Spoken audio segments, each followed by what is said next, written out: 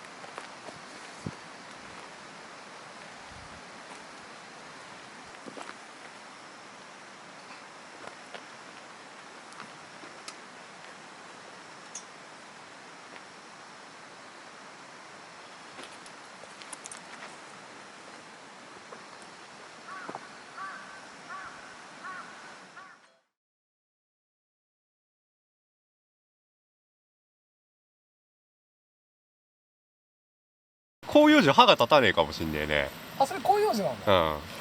うん。巻き。まあ持ちはいいってね。うん。これだとサクサクいけんだよね。あ、この間のね。そうすると俺のテーブルがなくなんだよな。テーブルを巻きにする。でもその広葉樹の方さ、割りたいんだけど。ぜひともやっていかないと今後のためにね。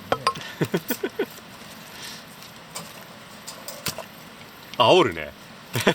まあそういうもんじゃないですか。煽るね。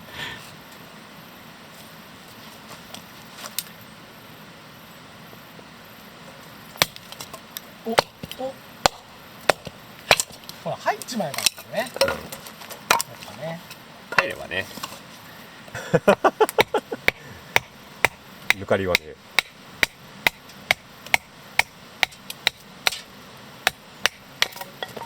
ああ、全然。いいね。ほらそんなね高いもんでもないから、そうやね、結構ガシガシ使えるしさ。そこなんだよね。で研げばやっぱり蘇るしね。何で研いよ？砥石？砥石で、一応なんかこう両表でさ、粗めと、粗とと中とと、